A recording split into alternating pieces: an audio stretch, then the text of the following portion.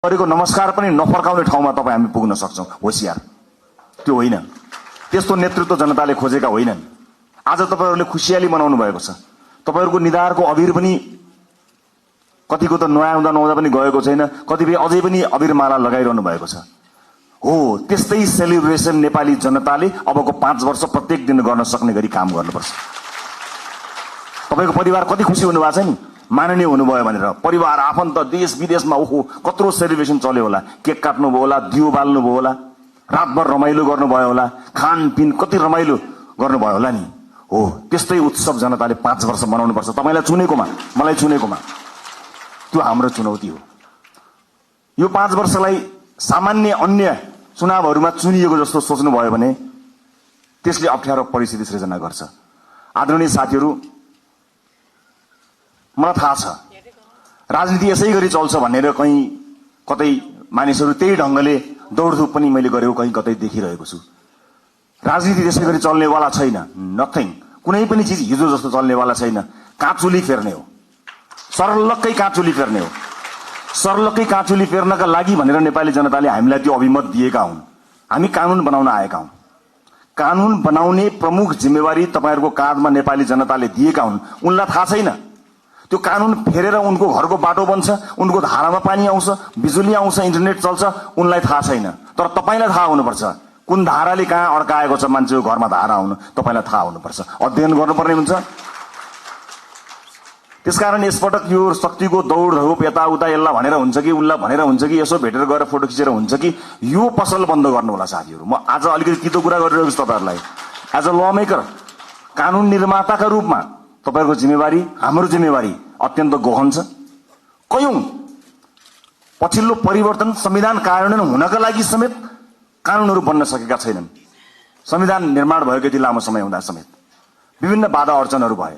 तर नेपाली जनताले अब हामीलाई कुनै बहाना बनाउन नपाउने गरी दिल खोलेर स्पष्ट र लगभग 2/3 को बहुमत दिएका छन्। अब केको बाधा, अब केले अड्काउँछ हामीलाई? अब अड्काउने भनेको तपाई हाम्रो नियतले मात्रै हो। र अर्को कुरा, धेरै लामो अनुभव त मेरो राजनीतिमा रहेन। जति समय राजनीतिमा रहे सबैभरि विभिन्न किसिमका प्रहारहरूको सामना गर्नु पर्यो। यो पार्टी जन्मेदेखि यसमाथि प्रहार भयो। पार्टीको नाममा मुद्दा चल्यो। यो पार्टीलाई जन्मैदेखि कुल्चने कोसिस भयो, बचाउँदै लिएर आउन सक्यौं। यो पार्टीको चुनाव चिन्हमा मुद्दा चल्यो। यो पार्टीको चुनाव चिन्ह नै भत्काइदिने गरी प्रहारहरू भए स्थापित राजनीतिक दलहरूबाट, विभिन्न स्वार्थ समूहबाट, विभिन्न शक्ति समूहबाट जोगाएर ल्यायौं। हामीले घण्टी बचायौं, किनकि नेपाली जनताको लागि घण्टी बचाउनु पर्थ्यो, घण्टी बजाउनु पर्थ्यो। सजिलो थिएन।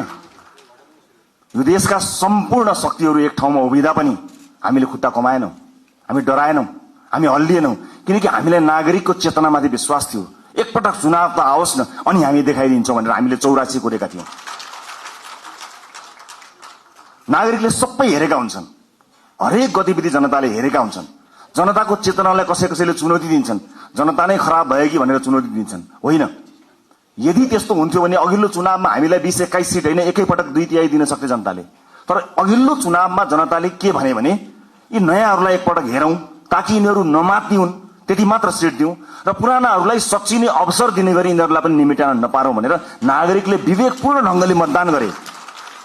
तर नागरिकको त्यो विवेकलाई 2/3 पाएको सरकारले चुनौती दियो।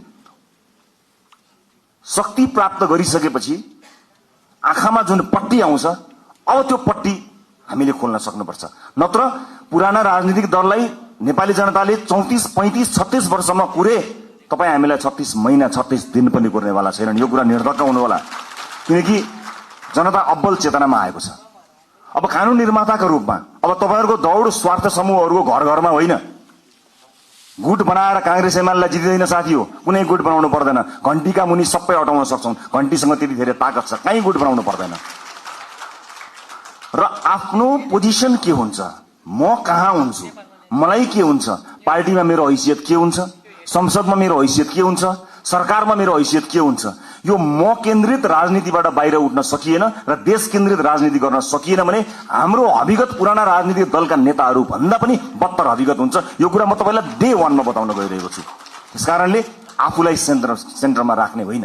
राजनीति आजसम्म त्यस्तै भयो, सहमति त गर्ने राष्ट्रिय सहमति गरे जस्तो भन्दै, राजनीतिक सहमति गरेको छ भन्दै विभिन्न सहमतिहरूमा नेताहरूले आफ्नो ठाउँ सुरक्षित राखे, आफ्नो ठाउँ सुरक्षित राखे, पार्टीहरूले आफ्नो ठाउँ सुरक्षित राखे।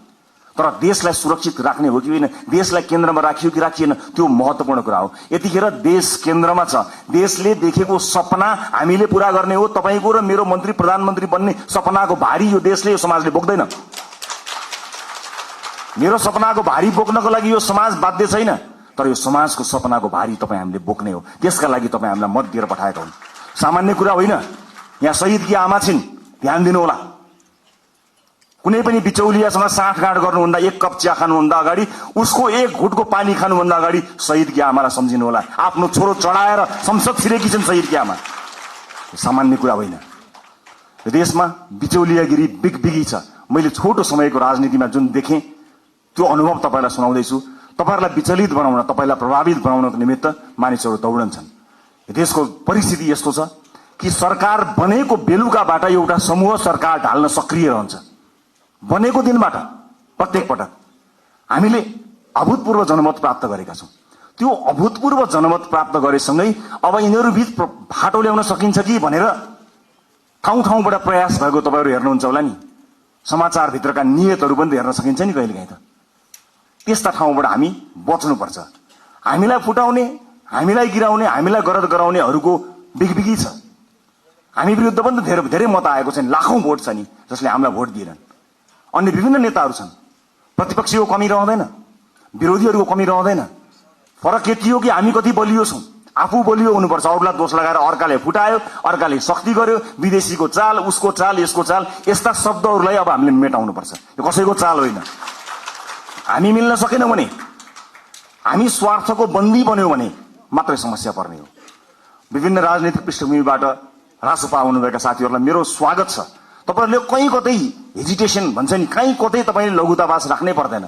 मलाई पुरानो पार्टी भन्छन् कि अथवा पुरानो पार्टीहरूलाई गाली गर्दा मैले अनुहार रातो पार्नुपर्छ कि केही पनि भन्न पर्दैन। हृदय ठूलो पारेर हामीले तपाईहरुलाई स्वागत गरेका छौं। खाली यति हो कि पुरानो प्रवृत्तिबाट तपाई टकटकिएर आउनुपर्ने हुन्छ। किनकि देश त्यस्तो अवस्था गरी नचलोस् भनेर कलिला भाइ बहिनीहरूले रगत बगाएका हुन्। हामीमाथि ऐतिहासिक जिम्मेवारी छ। यो 5 वर्ष नियमित रूपमा आएको चुनाव होइन, यो त शहीदहरूले रगत बगाएर आएको चुनाव हो। यहाँ जथाभावी अभिव्यक्ति दिने, यसलाई मनोरञ्जनको विषय बनाउने र हल्का खुलफुलका रूपमा प्रस्तुत हुने छुट कसैलाई पनि छैन, मलाई पनि छैन। हामी देखिरहेका छौं। तपाईं हाम्रा गतिविधिहरू नागरिकले हेरिरहेका छन्। भोट दिएका जनताको शिर झुक्ने काम कसैको कुनै अभिव्यक्तिबाट, कुनै क्रियाकलापबाट हुनु हुँदैन। प्रत्येक भोटको इज्जत हुनुपर्छ। हो, सञ्चार माध्यममा बोल्न रमाइलो लाग्छ, आफ्नो बारेमा समाचार आउँदा रमाइलो लाग्छ, आफ्नो बारेमा वाहवाही हुँदा रमाइलो लाग्छ। सञ्चारकर्मी साथीहरू पनि यही समाजका साथीहरू हुन्, उनीहरू मित्र हुन्। उनीहरूले कहिलेकाहीँ आफ्नो पक्षमा राम्रा कुरा लेखिदिँदाखेरि तपाईले दिने अभिव्यक्तिले वैदेशिक सम्बन्धमा के प्रभाव पारेको छ त्यो कुरा याद नगरिकन तपाईले त्यस्ता किसिमका हल्का फुल्का अभिव्यक्ति दिनुभयो भने देशलाई दीर्घकालीन रूपमा असर गर्न सक्छ। अब तपाईँ हिजोको मान्छे होइन, अब जिम्मेवार सांसद हो, जिम्मेवार राजनीतिकर्मी हो, जिम्मेवार प्रतिनिधि सभाको सदस्य हो। त्यसकारण भूमिका परिवर्तन भएको छ।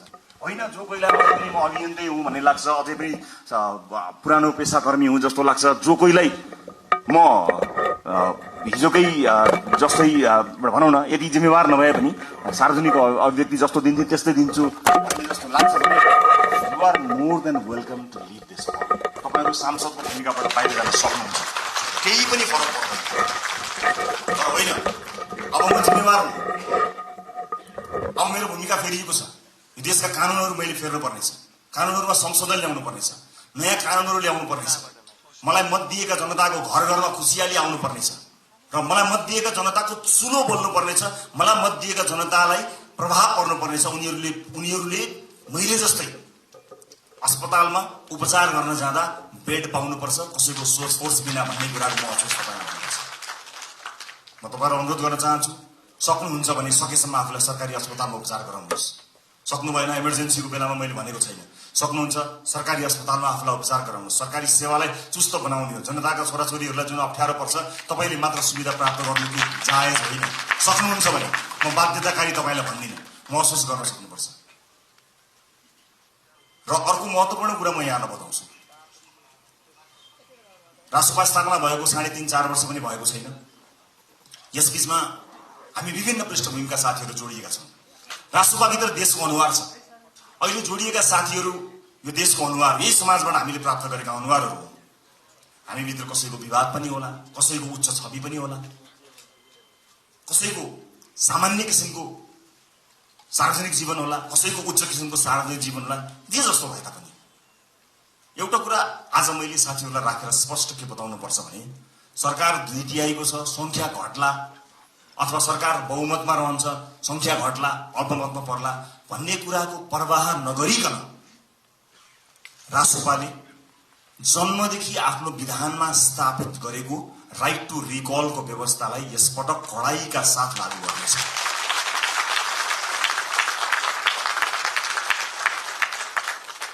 एउटा स्वतन्त्रता हुन्छ, एउटा अनुशासन हुन्छ, एउटा फ्रिडम र एउटा डिसिप्लिन। यस बीचको पातलो एउटा रेखा छ साथीहरू। त्यो रेखालाई हामीले ध्यान दिनुपर्ने हुन्छ। तपाईहरुको स्वतन्त्रता हनन गर्ने पार्टीको कुनै पनि उद्देश्य छैन।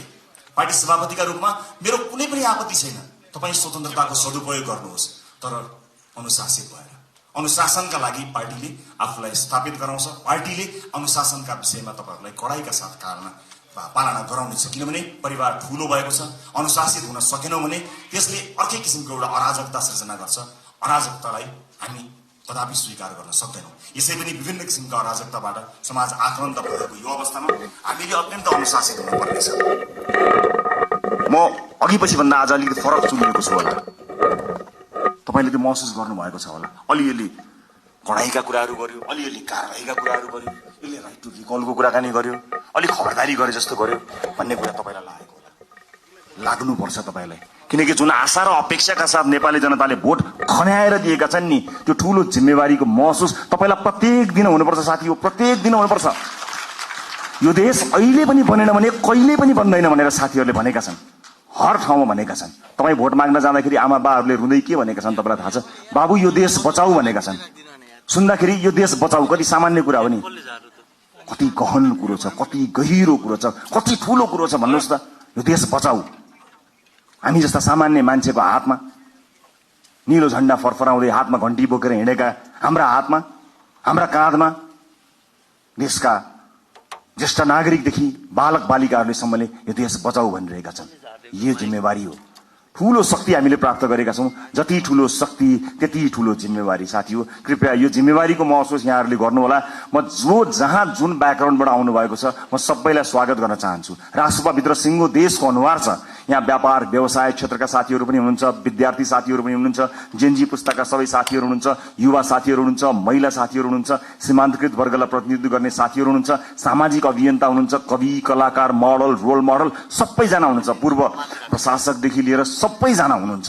यति ठूलो यो परिवारलाई समायोजन गर्नको निमित्त, यो परिवारलाई एउटै धारमा एउटै ट्र्याकमा लिएर जानको निमित्त अनुशासनको अत्यन्त ठूलो खाँचो हुन्छ। म साथीहरूलाई यति भन्न चाहन्छु, म तपाईहरुको मिडिया प्रेजेन्स प्रति कहीँ कतै दुःख मनाउ गर्दिन, तर आफू अभिव्यक्त हुनुभन्दा पहिला तपाईले पार्टी पङ्क्तिसँग सरसल्लाह गर्नुहोला। तपाईको सानो बोलीले मतदान गर्ने अर्को मानिसको चित्त नदुखोस्। तपाईको सानो अभिव्यक्तिले देशका महत्त्वपूर्ण सम्बन्धहरूमा आँच नपुर्याओस्। देशका कयौं गहन विषयहरू हुन्छन्, अर्थतन्त्र लगायतका विषयहरूमा तपाईका हल्का टिप्पणीहरूले हामीप्रतिको आशा निराशामा बदलिन सक्छ। त्यसकारणले मैले एउटा अभिभावककै हिसाबले तपाईहरुलाई सचेत गराउन खोजेको हुँ। आजको यो भेटघाट कार्यक्रममा उपस्थित सम्पूर्ण साथीहरू, राष्ट्र परिवार विशाल परिवार भएको छ। यो सँगसँगै नेपाली नागरिकले हामीलाई ठूलो अभिमत दिनुभएको छ। यसको जगेर्ना गर्नु तपाई हाम्रो कर्तव्य हो। अब संसदको सेसन चले भन्दा बाहेक तपाईहरुको भेट जनतासँग हुनुपर्नेछ। आफ्नो निर्वाचन क्षेत्रमा निरन्तर खट्नुहोला। तपाईको निर्वाचन क्षेत्रमा कुनै पनि मान्छेले दुःख पायो भने त्यसको सम्पूर्ण जिम्मेवारी तपाईको हुनेछ, किनकि तपाईलाई उसले जिताएर पठाएको हो, आफूले सुख पाउँछु भनेर पठाएको हो। तपाईलाई सुख दिन होइन, तपाईका माध्यमबाट मैले र मेरो परिवारले सुख पाउँछ होला भनेर तपाईलाई भोट दिएर पठाएको। त्यसकारणले ठूला ठूला हल या ठूला ठूला विदेशी कार्यक्रमहरूको सेमिनारमा होइन, ती गाउँ टोल बस्ती चिया चौतारोहरूमा आफ्ना सांसदहरूलाई देख्न चाहन्छु। हामी सांसद भयौं भन्दैमा त्यो सांसद भएको ब्याचले या त्यो सर्टिफिकेटले एकाएक ज्ञान दिने होइन, अध्ययनको आवश्यकता पर्छ, ज्ञानको आवश्यकता पर्छ। र अब शक्तिशाली भए भनेर आफ्नो चालचलन, आफ्नो व्यवहारै परिवर्तन गर्ने कयौं साथीहरू पनि मैले देखेको छु। त्यसमा विशेष ध्यान दिनु होला, नागरिकसँग सबै नजिक रहनु होला। चुनाव त फेरि पनि आउँछ, त्यतिखेर हामीले भनेका छौं, यसपटक हामीले इतिहास रच्ने कोसिस गरेका छौं। हामीले नागरिकसँग करार गरेका छौं। नागरिक हामीलाई भोट हाल्न तयार थिए, तर पनि हामीले अतिरिक्त प्रतिबद्धता किन गर्यौं भने हामी कमिटेड छौं, यसपटक परिवर्तन गरेरै छाड्ने हो, यसपटक काँचुली फेरेरै छाड्ने हो भनेर हामीले नागरिकसँग करार गरेका छौं। त्यो करारका अक्षर अक्षर पढ्नु होला। र तपाईहरुमध्ये कोही, यही भएकै हलहरुमध्ये नै कोही न कोही मन्त्रालय सम्हाल्ने साथीहरू हुनुहुन्छ, तर कृपया मन्त्री बनाइदिनुस् भनेर या मिडिया ट्रायलमा म फलानु मन्त्री भनेर त्यस्तो चीजलाई बन्द गरिदिनु होला। किनभने अहिलेसम्म केही पनि थाहा छैन। पार्टीले क्याबिनेटमा कसलाई पठाउँछ भन्ने कुराको निर्णय आज यतिखेर तपाईसँग उभिँदासम्म हामीले गरेका छैनौं। पार्टीले सही निर्णय गर्छ, कसैलाई तपाईले भन्नु पर्दैन, हामीलाई थाहा छ, तपाईहरुको विज्ञता थाहा छ, तपाईहरुको क्षमता थाहा छ। कयौं साथीहरू देखिएको देखिए गर्नुहुन्छ, कयौं साथीहरू छेकिएको छेकिए गर्नुहुन्छ। पार्टीले छेकिएका साथीलाई पनि हेरिरहेको छ।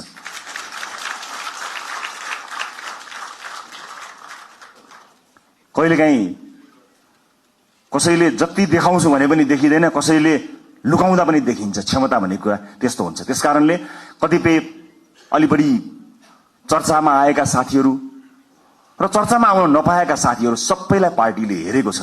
कयौं विषयका विज्ञ साथीहरू हुनुहुन्छ। म सञ्चारकर्मी साथीहरूलाई के पनि अनुरोध गर्न चाहन्छु भने सार्वजनिक चासो र सार्वजनिक छविमा आइसकेका भन्दा पनि राजसभा भित्रका 101 विज्ञ साथीहरू यो हल भित्र हुनुहुन्छ। अलिकति क्यामेरालाई फोकस गर्नुभयो, अलिकति tilt down, tilt up, left right गर्नुभयो भने यो हल भित्र 101 विज्ञ साथीहरू हुनुहुन्छ है साथी हो। त्यसकारणले आम नागरिकलाई ती साथीहरू बारे पनि जानकारी दिदिनु होला है। चलेका, देखिएका, सुनिएका साथीहरू त छँदै हुनुहुन्छ, त्यहाँतिर पनि अलिकति ध्यान दिनुहोस् ताकि नागरिकले थाहा पाउन् कि राजसभा भित्र यस्ता मान्छेहरू पनि रहेछन् भन्ने कुरा। यो मेरो सञ्चारकर्मी साथीहरूको उल्लेख्य उपस्थिति भएको हुनाले मेरो विनम्रतापूर्वक यहाँहरूलाई गरिएको अनुरोध हो। अब म लगभग आफ्नो भनाइको अन्त्यतिर आएको छु। उपस्थित साथीहरू, चुनावमा हामीले अत्यन्त दुःख गर्यौं, तपाईहरूले मेहनत गर्नुभयो, परिश्रम गर्नुभयो।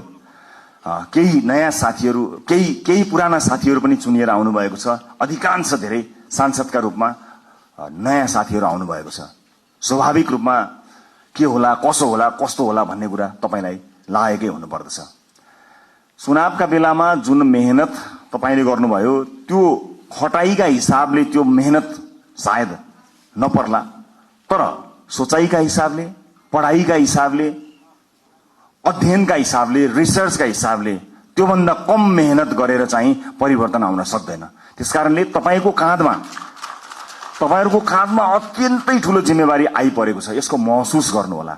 र म फेरि पनि दोहोऱ्याएर भन्न चाहन्छु, संसारको कुनै पनि देशले बिरलै पाउने यो अवसर तपाई हामीले प्राप्त गरेका छौं। आफ्नो देशको इतिहास आफ्नै हातले लेख्ने यो अवसर हामीले प्राप्त गरेका छौं। भोट माग्दा हामीले आम जनतालाई के भनेका थियौं भने यसपटक तपाईले आफ्नो भाग्य आफ्नै हातले लेख्ने हो, इतिहास रच्ने हो 21 गते भनेर हामी सबैले भनेका हौं। विभिन्न ठाउँमा विभिन्न साथीहरूसँग भेटघाट गर्दा म आफै पनि पुगेको र तपाईहरुको हात समातेर भनेको म सम्झन्छु। हामीले भनेका थियौं यसपटक आफ्नो हातले आफै इतिहास लेख्ने हो।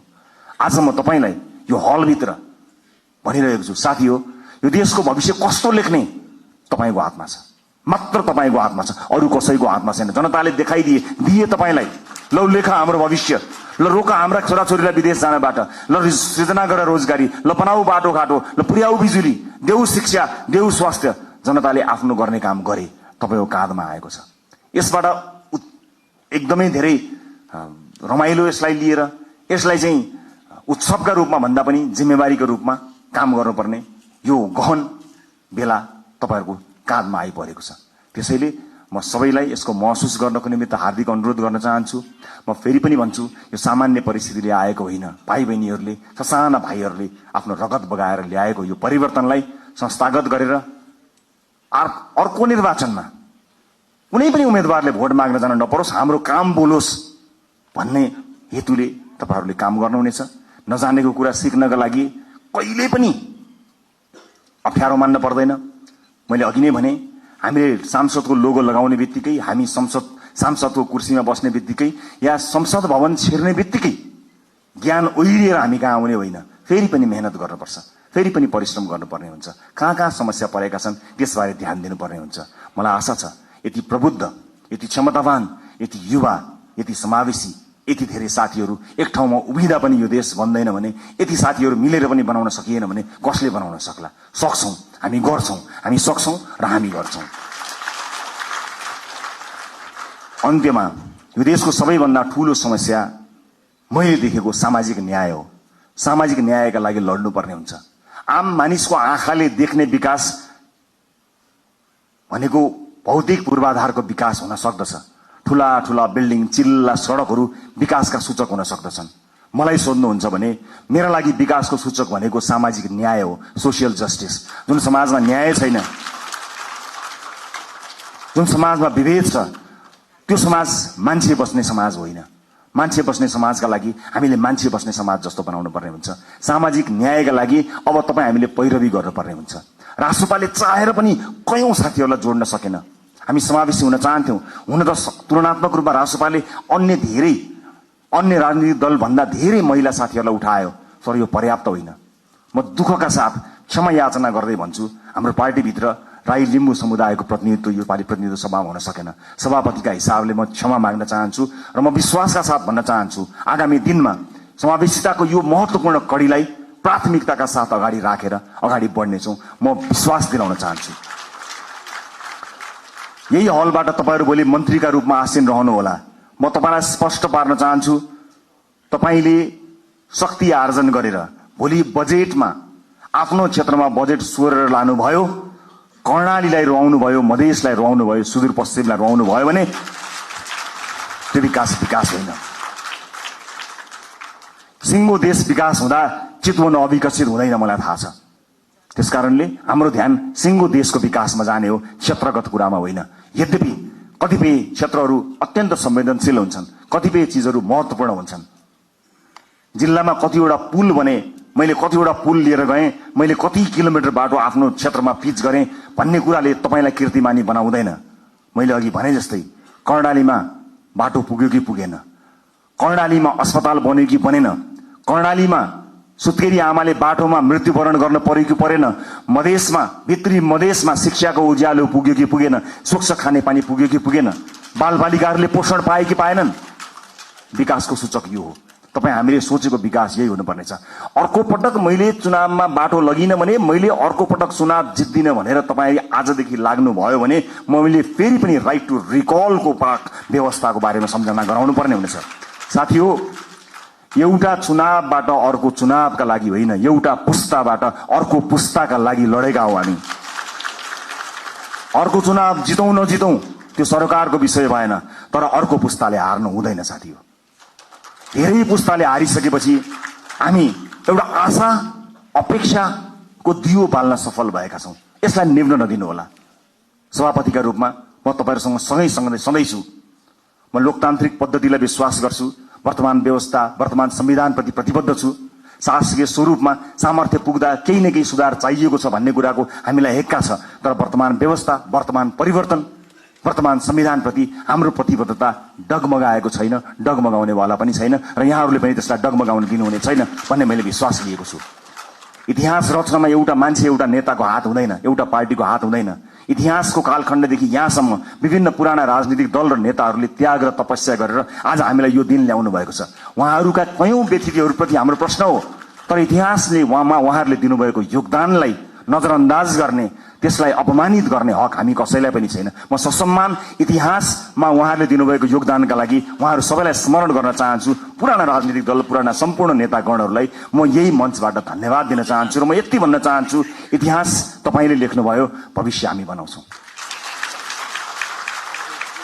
हाम्रा अभिव्यक्तिहरूमा कुनै पनि राजनीतिक दल र विपक्षीहरूप्रति कटाक्ष भयो भने त्यो अनर्थ हुन जानेछ। आज विजयको उन्मादमा हाम्रा समर्थक साथीहरूले विजयी भएका कारण, अत्यधिक मत आएका कारण विपक्षीहरूप्रति विभिन्न माध्यमहरूमा, सञ्चार माध्यम लगायत सार्वजनिक माध्यमहरूमा जुन ढंगले अभिव्यक्ति दिइरहनु भएको कता कता देखिएको छ, त्यो कदापि स्वीकार्य छैन। विजेता हुनुको अर्थ जिम्मेवार हुनु हो, विजेता हुनुको अर्थ छाडा हुनु होइन। विजेता हुनुको अर्थ विपक्षीहरूलाई कटाक्ष गर्ने अधिकार प्राप्त गर्नु होइन, त्यो लोकतन्त्रको चरित्र होइन। त्यसकारणले हामीलाई माथि धेरै आरोप लागेको छ। आज तपाईहरू सबैलाई साक्षी राखेर म यो आरोपलाई खण्डन गर्ने जिम्मेवारी तपाईहरूको काँधमा पनि बाँड्न चाहन्छु कि रासोपालाई प्राय अराजक छन्, रासोपा समर्थकहरू अत्यन्त धेरै असहिष्णु छन्, सामाजिक सञ्जालमा गाली गलोजमा उत्रन्छन्, व्यक्तिगत गाली गलोजमा उत्रन्छन्, छुनै हुँदैन, बोल्नै हुँदैन, गाली गरिहाल्छन्। त्यस किसिमको एउटा छवि बनेको छ। म सम्पूर्ण समर्थक साथीहरूलाई बताउन चाहन्छु, अब त्यसबाट बाहिर निस्कनुपर्छ। रासोपाले प्रशिक्षण गर्न पाएको छैन। 3 वर्षमा आक्रमण झेल्दै आएको रासोपाले आफ्ना सदस्य साथीहरूलाई राम्रोसँग प्रशिक्षित गर्न पाएको छैन। तर यही समाजका पात्रहरू भएको हुनाले तपाईले समाजका विभिन्न तह र तबकामा लिनुभएको प्रशिक्षणले तपाईको व्यक्तिगत आचरणलाई देखाउँछ। त्यसकारणले सम्पूर्ण रासोपा समर्थक साथीहरूलाई म जिम्मेवार भएर अभिव्यक्त हुन सामाजिक सञ्जाल, सामाजिक प्लेटफर्महरूमा, सार्वजनिक प्लेटफर्महरूमा अत्यन्त जिम्मेवार भएर प्रस्तुत हुनको लागि अनुरोध गर्न चाहन्छु। यो रासोपाले जितेको होइन, यो देशले जितेको हो। हामीले प्रमाणित गर्नुपर्नेछ। रासोपाको माध्यमबाट देशले जितोस् भनेर आम नागरिकले हामीलाई भोट दिएका हुन्। त्यसकारणले यो जित केवल रासोपा समर्थक, रासोपा भोटरको मात्र होइन, यो जित सम्पूर्ण देशको हुनुपर्नेछ। त्यसका लागि तपाईँ हामीले काम गर्नुपर्नेछ। अबको 5 वर्ष सहज हुनेवाला छैन। हिजोका सांसदहरूको जस्तै गतिविधि या हिजोका मन्त्रीहरूको जस्तै गतिविधि र तिनै निरन्तर त्यही चिजको निरन्तरता यो हो भन्ने जो कोहीलाई परेको छ भने कृपया त्यो होइन। अति संवेदनशील समयमा अत्यन्त धेरै मेहनत गर्नुपर्ने समयमा हामी उभिएको हुनाले फेरि पनि तपाईहरूलाई मेहनतका साथ अगाडि बढ्नको लागि म हार्दिक अनुरोध गर्न चाहन्छु। अन्त्यमा यो निर्वाचन जित्नका लागि पार्टीका विभिन्न तह र तबकामा रहेर काम गर्नुहुने सम्पूर्ण साथीहरूलाई म धन्यवाद दिन चाहन्छु। समानुपातिक साथीहरूलाई कतिपय मानिसहरूले तिमीहरू त समानुपातिक हौ, प्रत्यक्ष होइनौ भनेर अलिकति फरक ढङ्गले हेर्न खोजेको देखिन्छ। म त्यसलाई विभेद भन्छु। म त्यस्ता विभेद पार्टीभित्र नहोस् भन्ने चाहना राख्न चाहन्छु।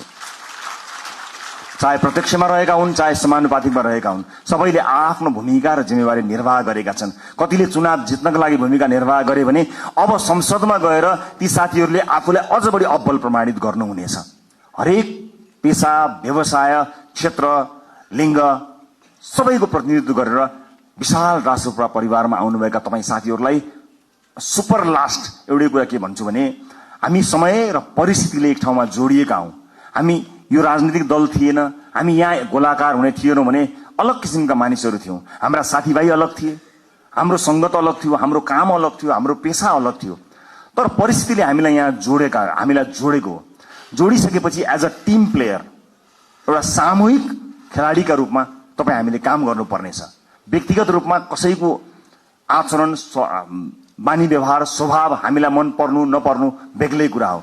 तर यतिखेर हामीले हेर्ने भनेको देशको संविधान हो, संसदको नियमावली हो, पार्टीको विधान हो। तपाईलाई व्यक्तिगत जीवनमा जुन किताब पढ्न मन लाग्छ पढ्नुहोस्, तर हामीले पढ्ने यिनै किताबहरू हुन्। यिनै किताबभित्र हामी एकबद्ध भएर देशको संविधान मानेर, पार्टीको विधान मानेर, विभिन्न नियमावलीको अधीनमा रहेर एकै ठाउँमा एउटा टिम भएर काम गर्नुपर्नेछ। त्यसकारणले व्यक्तिगत इच्छा आकांक्षा, व्यक्तिगत लाइक डिसलाइक, व्यक्ति मन पर्ने मन नपर्ने कुराहरू गौण रहन्छन्। मैले अघि पनि भने तपाईको चाहना, तपाईको सपनाको भारी यो देशले बोक्ने होइन, वर्षौंदेखि यो देशले देखेको सपनाको भारी तपाईँ हामीले मिलेर बोक्ने हो। कयौं व्यक्तिगत जीवनमा मन नपरेका साथीहरू पनि कता कता घुम्दै फिर्दै यहीँ आएर ठोकिएका पनि हुन सक्दछौँ। यतिखेर हामीले आफ्नो विवेकको अत्यधिक प्रयोग गरेर मुलुक र जनताप्रति वफादार, इमानदार र जिम्मेवार भएर काम गर्नुपर्नेछ। म यहाँहरूको सुखद राजनीतिक भविष्यको शुभकामना अभिव्यक्त गर्न चाहन्छु। फेरि पनि निर्वाचनलाई यति ठूलो परिणाममा ल्याउनका लागि काम गर्नुहुने पार्टीका अग्रकम्तीमादेखि अन्तिम पंक्तिसँग काम गर्नुभएका सम्पूर्ण साथीहरूलाई धन्यवाद दिन चाहन्छु। मतदाता साथीहरूलाई धेरै धेरै धन्यवाद दिन चाहन्छु। यो देश म आउन चाहन्छु, कतै पनि विचलित नहुनु होला। तपाईहरूले निर्धक्कसँग काम गर्न सक्ने वातावरण हामी बनाउँछौँ। विदेशमा लगानी ल्याउनको निमित्त विदेशमा रहेका नेपाली डायस्पोराका साथीहरूलाई म यही मञ्चबाट आह्वान गर्न चाहन्छु, आउनुहोस्, मिलेर काम बनाऊ। देश निर्माणको यो महान अभियानमा तपाईहरूको साथ हामीलाई चाहिएको छ। सँगै मिलेर हामी थिति बसाल्ने संकल्प गर्न सक्छौं। अन्तर्राष्ट्रिय समुदायलाई पनि म यति भन्न चाहन्छु कि नेपाल लगानी गर्नका लागि सुरक्षित देश छ। तपाई र तपाईको लगानी यो देशमा सुरक्षित हुन्छ। निर्धक्क हुनुहोला, कुनै किसिमको बाधा अडचन हुने छैन। तपाईलाई कुनै अमुक नेता वा पार्टीले संरक्षण गर्दैन, तपाईलाई देशको नीतिले, हाम्रो नीतिले संरक्षण गर्नेछ। नीतिगत रूपमा तपाई हामी संरक्षित हुनेछौं।